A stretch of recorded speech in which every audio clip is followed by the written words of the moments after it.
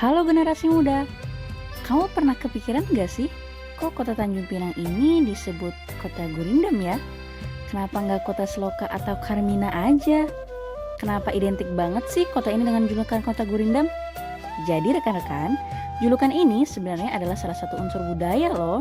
Dan budaya itu dapat kamu jumpai di berbagai belahan dunia. Secara umum, budaya atau kebudayaan merupakan cara hidup yang berkembang dan dimiliki oleh bersama serta diwariskan dari generasi ke generasi berikutnya. Contohnya seperti Gurindam yang sangat familiar di kota Tanjung Pinang. Tapi yang dimaksud Gurindam itu sendiri apa ya? Gurindam 12 Gubahan Raja Ali Haji terdiri dari 12 pasal yang di dalamnya memuat petuah dan nasihat-nasihat kehidupan, baik ketika berhubungan dengan Pencipta, hubungan manusia dengan manusia, serta hubungan manusia dengan lingkungannya. Akan tetapi teman-teman, walaupun Gurindam 12 ini mampu diimplementasikan dalam keseharian kita hingga saat ini, adanya pengaruh dari luar, budaya dari luar yang berkembang di era globalisasi membuat Gurindam 12 perlahan sedikit demi sedikit mulai tergerus. Padahal, semestinya kita sebagai generasi muda mampu melestarikan dan memahami esensi nilai-nilai yang ada pada Gurindam 12 serta menjadikannya cerminan kepribadian kita sebagai seorang pemuda-pemudi di tanah Melayu. Lalu kira-kira apa pandangan masyarakat mengenai Gurindam 12? Mari kita simak videonya. Halo, namanya siapa? Ratna Puri Lestari. Kak Ratna sekarang kegiatannya ngapain? Kuliah. Oke. Tahu Gurindam nggak, Kak? Tahu. Tahu. Gurindam ada berapa pasal, Kak? Ada 12. 12, ya betul sekali. Kakak asalnya dari mana? Dari Lingga. Lingga. Oh, berarti kalau Gurindam itu sendiri, Kakak tahu siapa yang buat?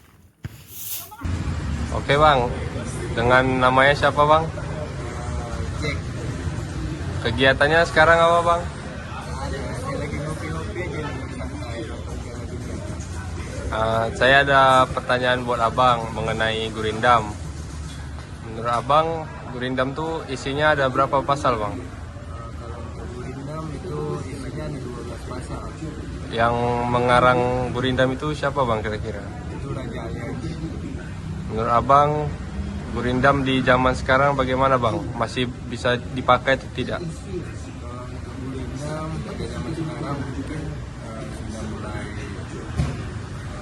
gimana ya? Sudah mulai tidak diketahui, maka orang untuk mengetahui isi dan pasal-pasal Gurindam tersebut. Anak muda sekarang mungkin jauh daripada ada hafal ataupun memahami tentang isi tersebut. Oke bang, terima kasih bang ya atas waktunya. Halo Kak, saya Muhammad Daniel Juniansah dari Prodi Pendidikan Bahasa Inggris, ingin bertanya mengenai Gurindam. Nah, sebelum itu Kakak boleh perkenalkan diri dulu Kak. Perkenalkan, nama saya Sulistia Usada. Kakak asalnya dari mana Kak? Dari Dari Lingga ya Kak ya? Oke Kak, pertanyaan pertama Kak, apa yang Kakak ketahui tentang Gurindam? Yang sedikit saya ketahui tentang Gurindam tuh syair atau puisi lama itu yang mengandung pesan atau petunjuk hidup. Oh, petunjuk hidup gitu ya Kak? Nah, kalau Gurindam 12 itu apa Kak? Kalau Gurindam 12 tuh itu karya dari Raja Ali Haji. Oh, Raja Ali Haji ya Kak ya? Oke. Baiklah Kak, Kakak kan sebagai masyarakat nih kan Kak. Nah, bagaimana cara dan upaya Kakak dalam melestarikan tentang Gurindam ini Kak? Cara saya untuk melestarikan tuh dengan ikut berpartisipasi dalam rangka pelestarian kebudayaan Gurindam tersebut. Oh, seperti apresiasi seni ya Kak ya? Kak, sebelumnya perkenalkan saya Femiliana Agnes dari Prodi Pendidikan Bahasa Inggris. Nah, sebelumnya kenalkan dulu diri Kakak. Kenalkan, nama saya Jelena Stefania Claudia, saya dari Prodi Hubungan Internasional. Nah, di sini saya ingin menanyakan tentang Gurindam 12 ya Kak. Kakak tahu Gurindam 12 itu apa? merupakan suatu karya sastra yang dibuat oleh Raja Ali Haji sebagai seorang sastrawan yang berasal dari Kepulauan Riau, di mana gurindam ini terdapat kata kiasan dan metafora. Baik Kak, selanjutnya saya ingin bertanya. Kakak tahu apa itu fungsi gurindam? Fungsi gurindam yang pertama itu untuk mendidik sisi kejiwaan manusia, dan yang kedua itu mengamati kondisi sosial budaya masyarakat. Oke Kak, kakak ini kan sebagai masyarakat. Nah, sebagai masyarakat upaya kakak dalam melestarikan Gurindam 12 ini apa? Ikut serta mengapresiasi karya sastra tersebut. Berbicara tentang budaya, hal ini tentu menjadi identitas suatu bangsa.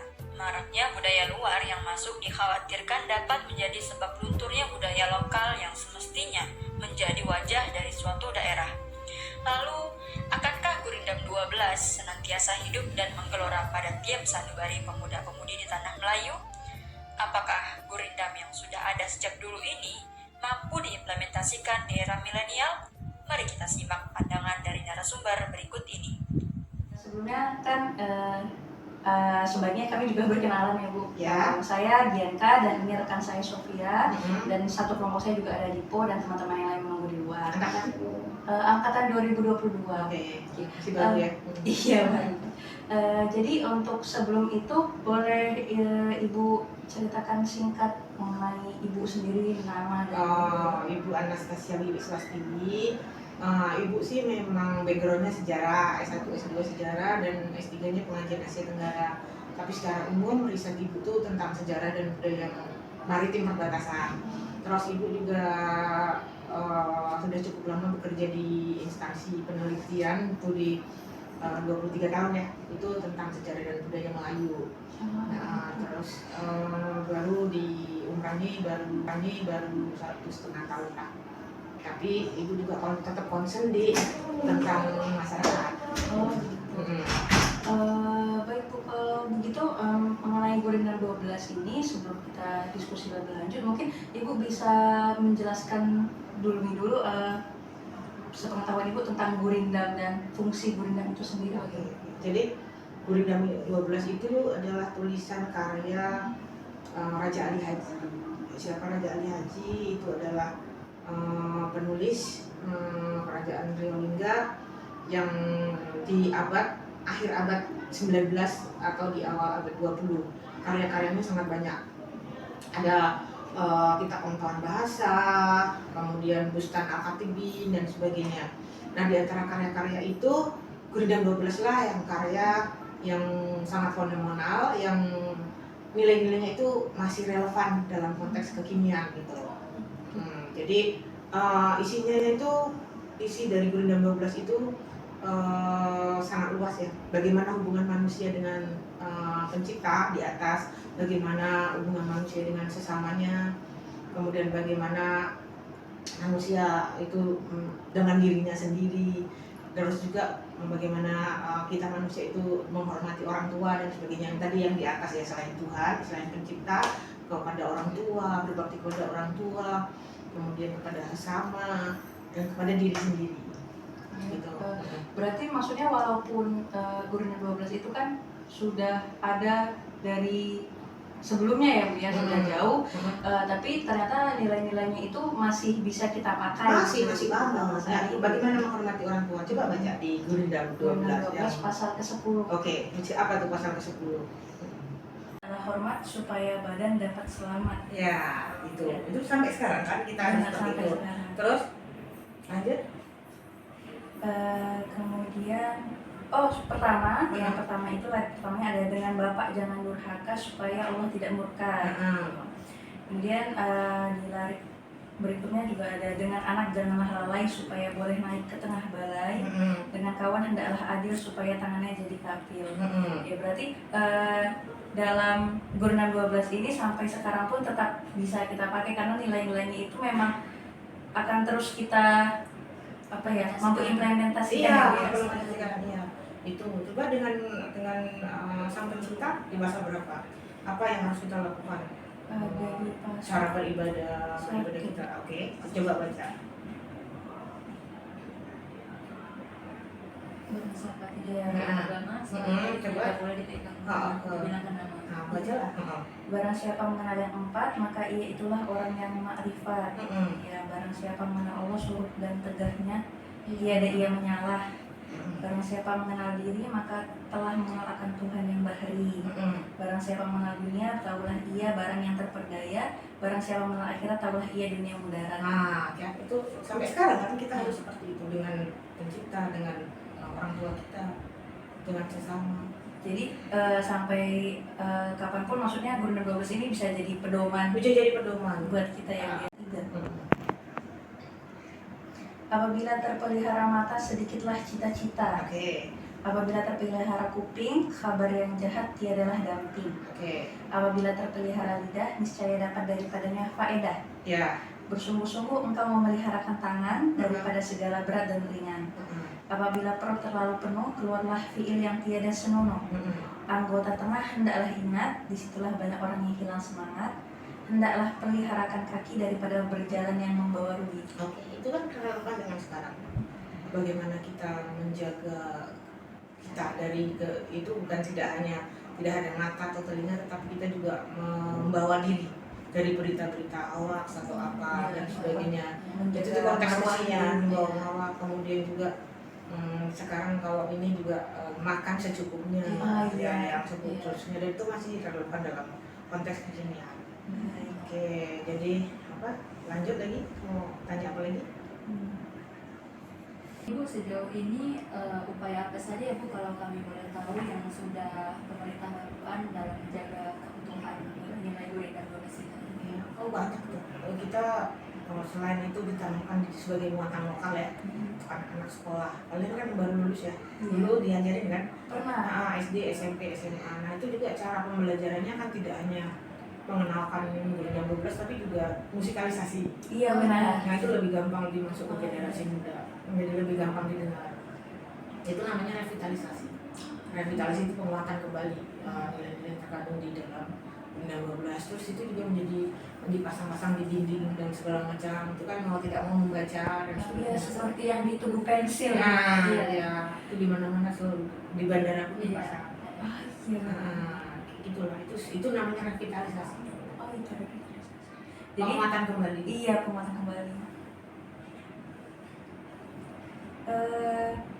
Kemudian berarti kan maksudnya sebenarnya upaya yang sudah dilakukan baik dari pemerintah ataupun penggiat seni itu kan juga sudah banyak untuk terus menjalankan kembali ya Gurindam 12 tersebut agar sesuatu yang sudah menjadi identitas tadi tidak hilang dari Kepulauan Riau. Ya. Kalau begitu Bu, untuk pertanyaan terakhir mungkin ya, untuk pertanyaan terakhir itu sesuai dengan topik yang kami ambil, yaitu mengenai integrasi nasional. Menurut Ibu, peranan Gurindam 12 sebagai salah satu budaya lokal ini dalam menjaga keutuhan bangsa bagaimana? Apa dan bagaimana peranannya? Nilainya itu kan nilai luhur ya, yang kalau semua orang bisa melaksanakan itu, melakukan nilai-nilai yang terkandung itu ya, itu filosofinya kan sangat bagus ya. Kemudian setiap orang bisa mengamalkannya, artinya itu cuma tidak berbatas hanya pada masyarakat Melayu. Suku bangsa yang lain juga bisa melakukan karena nilainya itu sangat universal. Jadi tidak hanya Melayu tapi juga yang lain, dan nilainya bisa diterima secara universal. Itu yang mempersatukan sih.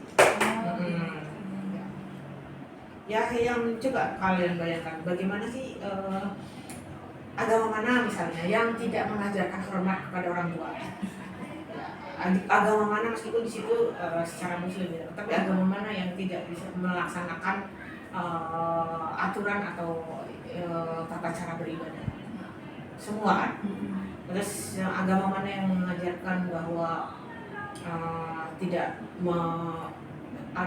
ada yang semua itu melakukan untuk sesuai secukupnya? Nggak ada kan? Semua mengajarkan bersama.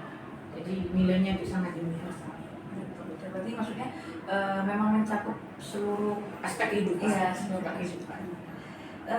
Baik Ibu, mungkin itu saja. Lagi pula tadi apa yang telah ditanyakan dan rasa ingin tahu kami juga sudah terjawab oleh Ibu. Jadi mungkin ini akan menjadi acuan nanti ketika kami melakukan project citizen turun ke masyarakat. Kalau begitu mungkin bisa kita cukupkan wawancaranya sampai di sini saja. Ibu, terima kasih banyak atas Ya, informasi yang sama-sama. sudah diberikan. Gurindam 12 pasal yang memuat petuah dan nasihat kehidupan sudah tentu perlu dilestarikan dan tentu menerus digemakan sebagai budaya masyarakat Melayu. Karena Gurindam bukanlah sekedar budaya dan peninggalan, melainkan ialah identitas jiwanya pemuda-pemudi tanah Melayu, takkan Melayu hilang dari bumi.